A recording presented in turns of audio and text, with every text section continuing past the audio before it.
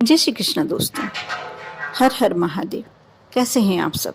स्वस्थ और सुरक्षित होंगे। दोस्तों, आज मैं आप लोगों के लिए ऐसे उपाय लाई हूँ, हर बार के, प्रत्येक बार के, जो आप जिस दिन भी एक भी उपाय कर लेते हैं तो आपके जीवन में बहुत ही अनुकूल परिवर्तन देखने को मिलेगा। यदि आप धन संबंधी समस्या से ग्रस्त हैं, स्वास्थ्य संबंधी समस्या से ग्रस्त हैं, कोई भी समस्या है, यदि आप इनमें से किसी भी दिन, जिस दिन आपको टाइम मिले, जिस दिन आपको लगता है कि मैं ये उपाय कर सकती हूँ या कर सकता हूँ, आपको अवश्य करना चाहिए। जैसे कुंडली में यदि चंद्र दोष है, आपको लगता है कि आपकी कुंडली में चंद्र दोष हो, आपको किसी विद्वान पंडित ने बताया है या आपको मालूम है, तो आप सोमवार के दिन, आप जानते ही हैं भगवान चंद्र का होता है ये दिन, इस दिन खीर बनाकर दूसरों को खिलाएं, लेकिन खुद ना खाएं। आप खीर बना लें थोड़ी सी और जो ज़रूरतमंद है उसको खिला दें। आप अपने घर में काम करने वाले कर्मचारियों को भी खिला सकते हैं। बाई जो भी आपके यहाँ कार्य करने के लिए आपने मैड वगैरह रख के रखी है, आप उसको भी खिला सकते हैं। बहुत ही अच्छा प्रतिफल मिलता है। ऐसा करने से जो चंद्रमा का नीच प्रभाव आप पर पड़ रहा है, आप समस्या से ग्रस्त कर रहा है आपको, आप पर कम होगा और आपका चंद्र मजबूत होगा। यदि हो सकता है, कर सकते हैं, तो आप इस दिन सफ़ेद कपड़े पहने। और दोस्तों, यदि आपका मंगल ग्रह भारी है तो आपको मंगलवार के दिन ये उपाय करना होगा। आप मंगलवार के दिन हनुमान जी की स्तुति करें और इस दिन लाल रंग की चीज़ों का दान करें, जो भी आप कर सकते हैं। इस दिन मसूर की दाल का दान करना बेहद शुभ माना गया है। मंगलवार का दिन आप जानते ही हैं हनुमान जी का होता है। ये छोटा सा उपाय करके आप अपने जीवन को अच्छा बना सकते हैं, समृद्धशाली बना सकते हैं। और इसके बाद आता है बुधवार। बुधवार का दिन आप सभी जानते हैं कि गणेश जी की पूजन का दिन होता है। अगर आपका बुध कमज़ोर हो और आप हरे रंग की चीज़ों को दान करें तो आपका बुध ग्रह मजबूत हो जाता है। बुधवार के दिन साबुत मूंग दान करना चाहिए। यदि चाहें तो आप एक और कार्य कर सकते हैं।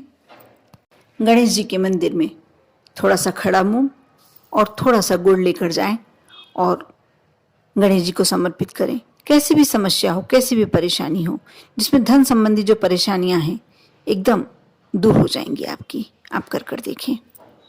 दोस्तों, गुरुवार के दिन, बृहस्पतिवार जो होता है, बृहस्पति देव का होता है।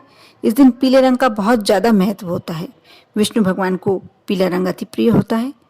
आप बृहस्पतिवार को किसी भी ब्राह्मण को यदि पीले रंग के वस्त्र या चने की दाल, गुड़, ये चीज़ें दान करते हैं और घर में भी खाना, आप जो भोजन बनाते हैं, आप उसमें थोड़ा सा भी कुछ पीला सामग्री आपको अवश्य बनानी चाहिए। इसका भी एक बहुत अच्छा महत्व माना गया है।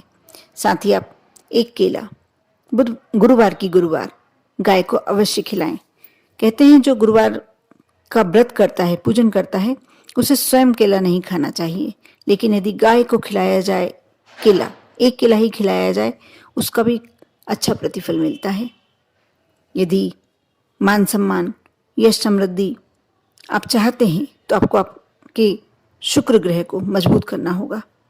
यदि आपका शुक्र ग्रह कमज़ोर है तो आपको मान सम्मान भी नहीं मिल पाता होगा और यह समृद्धि तो मिल ही नहीं सकती। इसलिए शुक्र को मजबूत करने के लिए आप शुक्रवार के दिन दही अवश्य खाना चाहिए और दही का स्नान करना चाहिए। दही से स्नान का मतलब होता है कि आप थोड़ा सा दही ले लें और एक लकड़ी के पाटे पर बैठकर पूरे शरीर पर थोड़ा सा दही मलें, उसके बाद स्नान करें। आप 2-3 शुक्रवार के दिन करके देखना, बहुत ही अच्छा प्रतिफल मिलता है इससे। शनिवार का दिन शनिदेव का होता है। इस दिन आप पीपल के पेड़ में शाम को जल चढ़ाएं और तिल के तेल का दीपक लगाएं। यदि तिल के तेल का नहीं लगा सकते तो सरसों के तेल का दीपक लगाएं।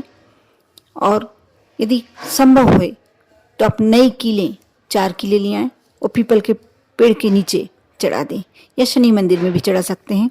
आप यदि ऐसा करते हैं तो शनिदेव की कृपा आपको प्राप्त होने लगती है और शनि के प्रकोप से भी बचा जा सकता है।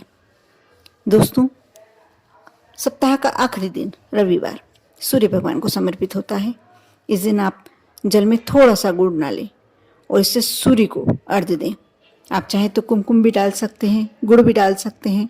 लाल मिर्च के जो दाने होते हैं वह भी आप सूर्य को जल समर्पित करते समय डाल सकते हैं। सिर्फ रविवार के दिन भी करेंगे तो भी चलेगा, आप कर देखिए। सिर्फ इतना ही करने से आपका जीवन बहुत ही सहज हो जाता है, बहुत ही सरल, बहुत सारी परेशानियों से मुक्त हो जाते हैं आप। दोस्तों, कई बार ऐसा होता है कि हमें सोमवार को कहीं जाना होता है, हमें उस दिन टाइम नहीं होता। मंगलवार के दिन हमारे सामने कोई ऐसा कार्य आ गया, उस दिन हमें टाइम नहीं होता। बुधवार के दिन हमारे यहाँ कुछ ऐसा कोई गेस्ट आ गए तो हमको टाइम नहीं होता। यानी हम नहीं कह सकते हैं कि हमको किसी दिन पर्टिकुलर दिन टाइम रहे। इसलिए इन 7 दिनों में आप जो भी चाहते हैं, जिस भी देवता को आप मनाना चाहते हैं, अब जो भी समस्या है, आप उसके लिए जिस भी देवता के समक्ष विनती करते हैं और जो इस तरह से उपाय, छोटे छोटे उपाय बताए गए हैं, यदि आप श्रद्धा और विश्वास के साथ करते हैं, मान कर चलिए कि आपके जीवन की बहुत सारी समस्याएं हो सकता है थोड़ा सा धीरे हो, विलंब से हो, लेकिन कम अवश्य हो जाएंगी और कम होते होते समाप्त भी हो जाएंगी। सभी व्यक्ति ये कोरोना काल के बाद आर्थिक तंगी से तो जूझ ही रहे हैं। बहुत सारी समस्याएं हमारे जीवन में आ गई हैं। इस कोरोना ने, जो कोरोना नाम की बीमारी है, इसने बहुत सारे परिवारों को एक तरह से बहुत कमज़ोर कर दिया है। किसी के परिवार का कोई कमाने वाला मेंबर नहीं रहा, किसी के परिवार में नौकरी नहीं रही, बहुत सारी ऐसी समस्याएं हैं। किसी का व्यापार ठप हो गया। यानी समस्याओं का सारा की सारा जो ये 2 साल में हमारे सामने समस्याएं आके खड़ी हुई हैं, यदि हमारे आपके समक्ष भी है, तो आप ये 7 दिनों में से जिस दिन भी आपको टाइम मिले और जिस भी देवता के लिए आपको करना है, आप ये छोटे छोटे, क्योंकि बहुत ही महंगे सामान नहीं है, बहुत ही मुश्किल सामान नहीं है, सिर्फ छोटे से उपाय हैं जिसे आप करें विधि पूर्वक और श्रद्धा पूर्वक, आपका अवश्य कार्य तो होता ही है। और एक असीम शांति, क्योंकि हम जब कुछ भगवान के लिए कुछ करते हैं तो हमारे पास की जो आसपास की नेगेटिव ऊर्जा होती है वो पॉजिटिविटी ले लेती है, एक सकारात्मक ऊर्जा में बदल जाती है। इसलिए हम जो भी करते हैं, एक तरह से हम शारीरिक दृष्टि से अपने आप को स्ट्रांग करते हैं, मजबूत करते हैं, और जो समस्याओं से तो मुक्त होते ही हैं। कि कहीं ना कहीं ये तो आप भी जानते होंगे कि कोई एक अदृश्य शक्ति है जिसने पूरे संसार को चलायमान करके रखा है। यदि हम भी उन्हें थोड़ा सा अपनी तरफ से एफर्ट देते हैं, पूजन करते हैं, उनके लिए कुछ करते हैं, तो वो हमारे लिए बिल्कुल समक्ष खड़ी रहेगी।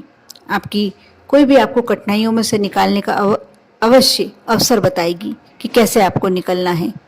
आप करें विश्वास के साथ, श्रद्धा के साथ। ओम नमः शिवाय।